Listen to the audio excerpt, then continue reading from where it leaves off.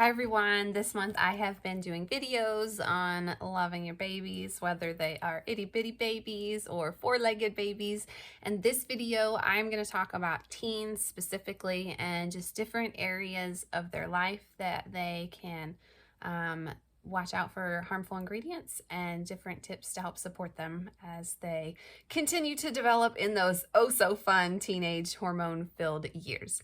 So the first area I'd like to talk about is personal care products. So you want to make sure that they are staying away from toxins in their personal care products. Lots of over-the-counter things and very well-respected brands have lots of ingredients that are banned in other countries or not specifically listed.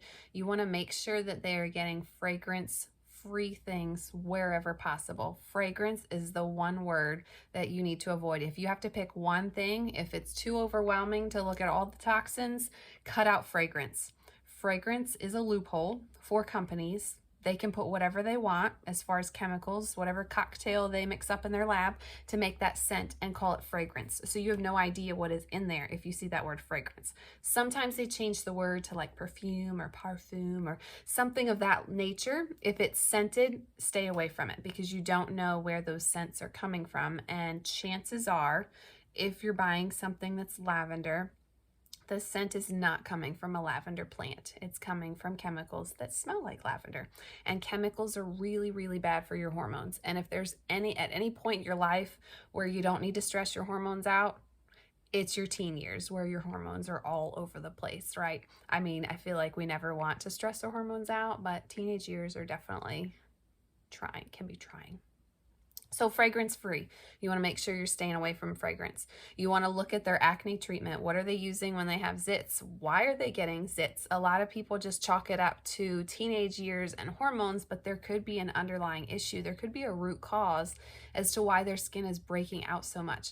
The skin is a way that the body releases toxins. So if they're having lots of breakouts, especially if girls are having breakouts during their cycle, there could be a root cause there that can be addressed and treated, and not just treating the actual acne, which is just a symptom of the root cause. So you want to always look for why things are happening and treat the why instead of just putting a band-aid over that issue. So look at their acne treatment and if they're having lots of acne issues.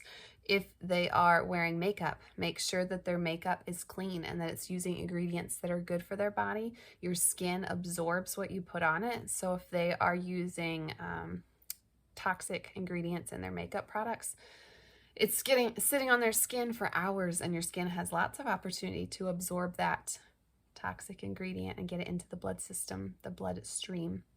You want to also look at their deodorant. Make sure that their deodorant does not have aluminum. Your armpits are so close to where your lymph nodes are, and there's actually been studies linking aluminum in deodorant to certain breast cancers. They are studying the concentration of aluminum and how it's affecting the lymph nodes and all of that. So stay away from aluminum in deodorant. Sometimes with natural deodorant, you are going to have to apply it more often. It's not like the put on in the morning and go all day. You may, especially if you sweat a lot, you may have to reapply throughout the day. So that could be challenging if they're in school or college or whatever. But I promise you, it's worth the extra hassle to eliminate the aluminum in deodorant. And sweating is another way that our body gets rid of toxins. So if you're sweating a lot, you may also want to look into that. Or if your teenager's sweating a lot, you want to look into that and make sure there's not something that their body's trying to detox. And that's why they're sweating so much. You could also have them make DIY body scrubs, or really DIY anything, because then you know exactly what the ingredients are. If you are struggling to find what you want with the ingredients that you want, I'd encourage you to get on Pinterest and type DIY and whatever you're looking for, and I can almost guarantee that you're going to find a recipe. I can't guarantee that the recipe is going to be great because I've had some Pinterest flops, but you never know until you try. And a lot of them have the same base ingredients. So once you get the ingredients and you have your arsenal supply ready, then you can experiment with these different DIYs and you're not out so much It's not like you're losing a lot of money if it turns out to be a flop. So I'd encourage you to look at DIYs. There's some really good body scrubs to help them exfoliate their skin, just giving them a little spa time. A lot of teens are probably complaining that they are tired because they're probably not sleeping enough. If they need help waking up in the morning, peppermint and lemon essential oil are a great combo for energy boost. They can also try ashwagandha. There are supplements. There is tea that helps to support your adrenals and your thyroids, which are really key in your hormones. Ashwagandha can affect different people different ways, so just be careful, just like you do with everything. You might even want to keep like a journal of different things that you're trying and see how it's impacting them, whether it be positive or negative, just like any change that you would make in your normal life. You want to make sure that you are doing things not all at once. You don't want to make a ton of changes because then you're not going to know if something's helping or not. For females, if they're having some PMS issues, there is clary sage essential oil, bergamot essential oil. They are really good. There are lots of different blends that you can make. There's a blend that you can get that's specifically for hormones and that time of the month. If they have cramps, you can have them try to drink a glass of warm water, and that actually helps to relax your cramp muscles sometimes because our reproductive organs are super close to our digestive tract. So sometimes doing things to your digestion can impact things in your reproductive organs. I just had a thought and I lost it.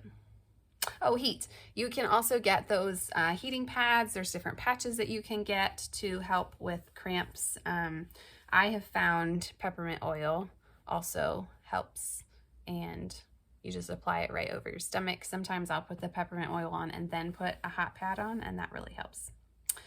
Sleep. I talked about them being tired. If they need help with their sleep, make sure they're limiting caffeine before bed. They say you shouldn't have caffeine like 2 hours before bed or something. It's probably even more than that. I think 2 hours might be the minimum. And then screen time, you really don't want to be looking at a screen an hour before you want to be asleep because it just sends the wrong messages to your body. The screen's emitting a different light and it's confusing your brain basically, so that you think that it's time to wake up when really it's time to sleep. You could even try a weighted blanket. I use that for one of my daughters, and it just helps. That pressure helps to relax your body, and if you're anxious, it helps you feel secure and safe. And if you're anxious and having problems with that, it's very hard to fall asleep. So that weight just helps to kind of soften that feeling.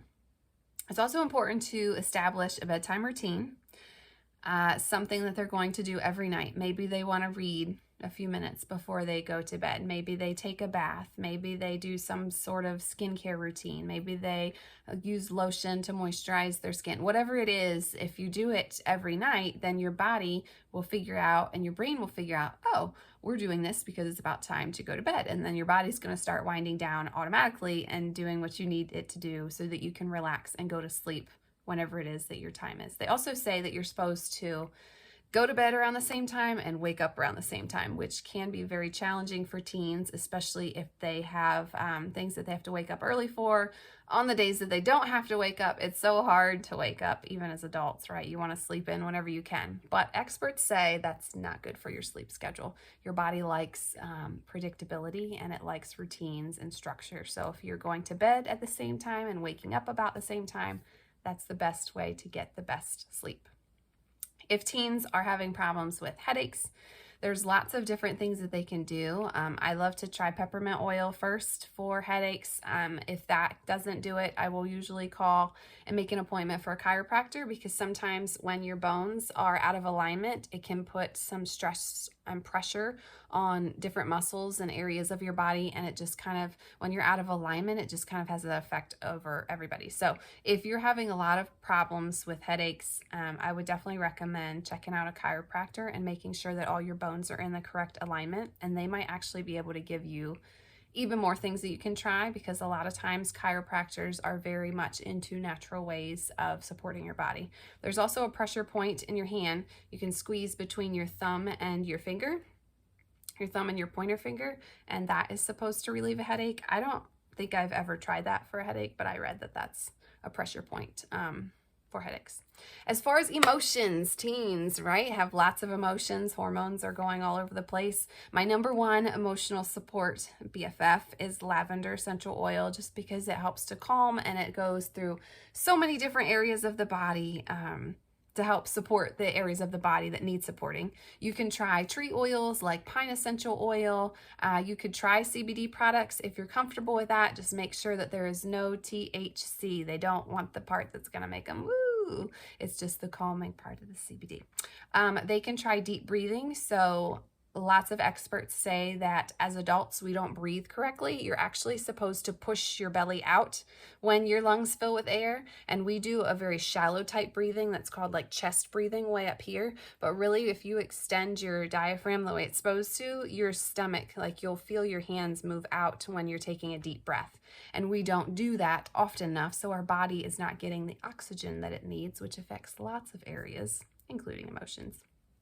You could also talk to your teen about speaking positive affirmations over themselves. A lot of this can be applied to everyone, but I just thought that with teens, emotions are key, right? So positive affirmations are positive things that you say about yourself. They don't have to be true. They could be things that you're working towards. Like sometimes I'm having a rough day and I say to myself, I am a patient, loving, and caring mother. I don't feel like I am at that moment, but I am telling myself that I am. I'm reminding myself that I can be, to kind of bring me back down to earth, or whatever it is, maybe recenter. So speak some positive affirmations. Have them write some things out of things that they are, that they love about themselves, things that they want to become, and they speak it over and over again. When you combine that with prayer and meditation and essential oils, it's like a bam. They can also try muscle relaxation. Sometimes when we're tense, we don't even realize that we're tense and we're emotional. So we're kind of like really tense, and muscle relaxation will help kind of relax the body in a natural and very physical way. So those are my tips for emotions, and those are my tips for teens. I hope that video gave you some value, and if I missed some that you know, drop them in the comments, shoot me a message. I love to add to my arsenal. My girls are not to the teen level yet, but I am always willing to learn and prepare, because I know that the teen years are very challenging for many families. So I hope that that was helpful, and I hope you have a great day.